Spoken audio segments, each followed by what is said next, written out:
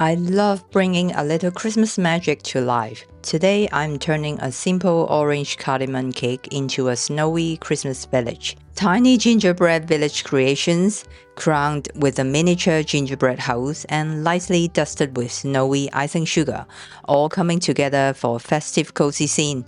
Let's build this village together.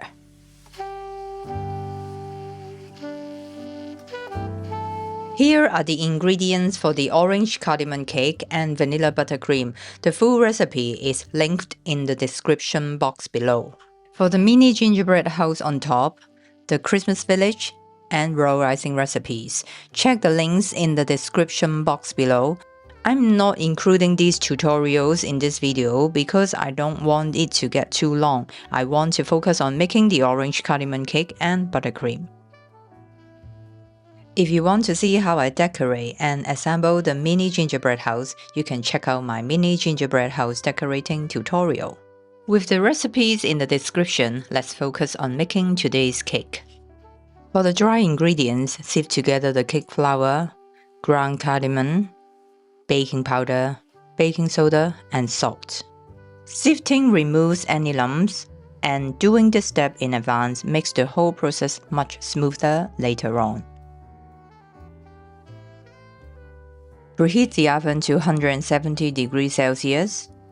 And finally, zest the oranges.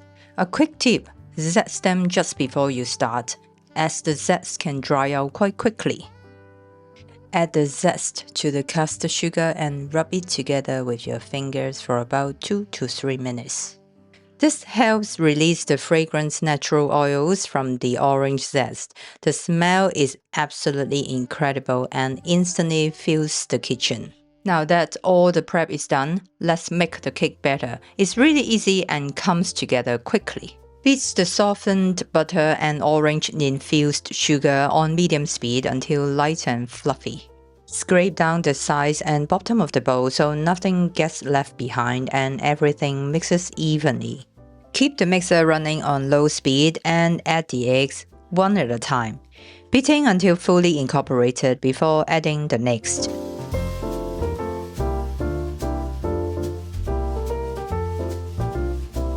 Add the buttermilk, vanilla extract, and orange juice.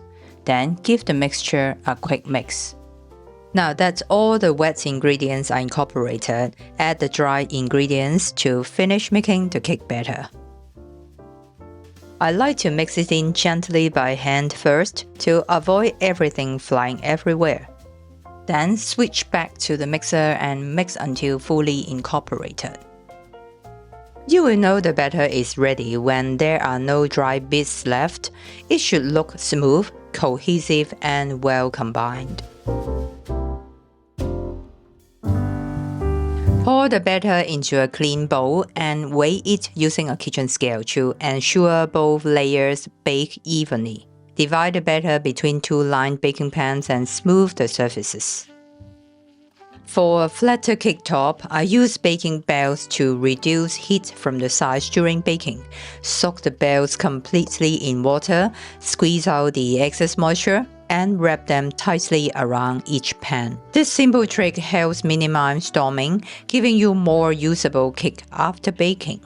Bake in a preheated oven at 170 degrees Celsius for about 25 minutes or until a skewer inserted into the center comes out clean.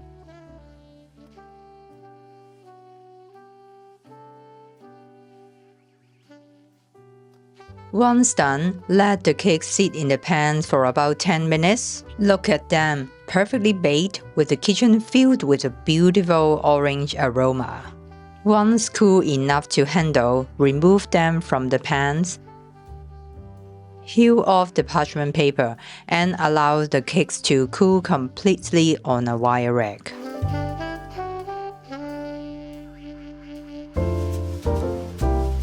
To balance the sweetness, I start by adding the salt directly into the icing sugar. First, beat the butter until it's soft and fluffy.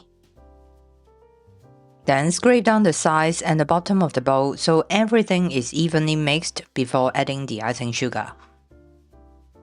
Add the icing sugar mixture in 2 stages. I like to mix it in gently with the spatula first. It helps prevent the icing sugar from flying everywhere. Once it's roughly combined, switch back to the mixer and mix until the icing sugar is mostly incorporated. Add the remaining icing sugar mixture and mix gently by hand again.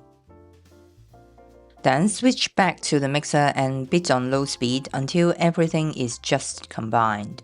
At this stage, you can flavor the buttercream to suit your cake.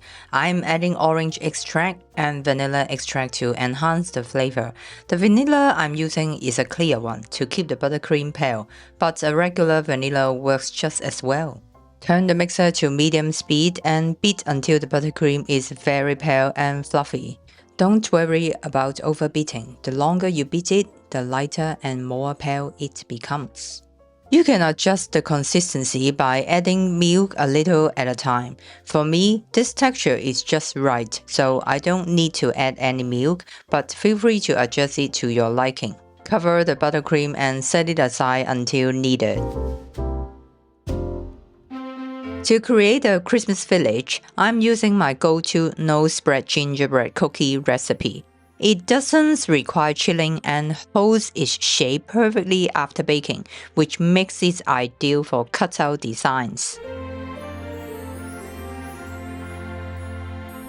For the houses, I created a set of templates with different house shapes, which I use to cut out the cookie evenly and consistently. To decorate everything, I'm using my go-to roll icing recipe, which is perfect for adding details to the gingerbread houses. You will find all the links to the gingerbread recipe, house templates, and roll icing recipe in the description box below. Here's a glimpse of some of the gingerbread houses as I decorate them.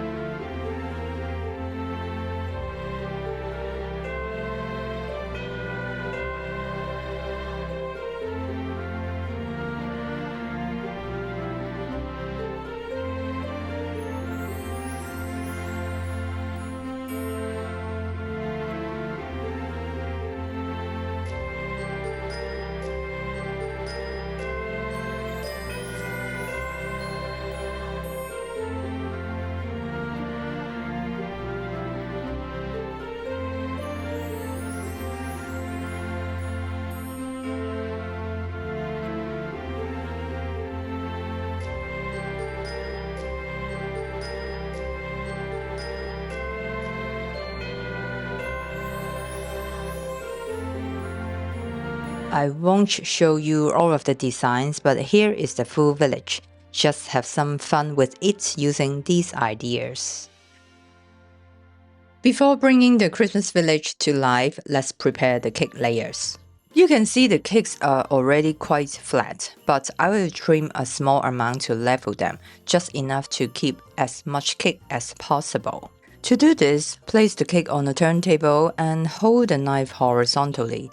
Start cutting around the cake while slowly turning the turntable. Once you reach where you started, gently slide the knife through the center. The top should come off easily. And of course, the trimmed top is for quality control. Now it's time to bring the Christmas village to life.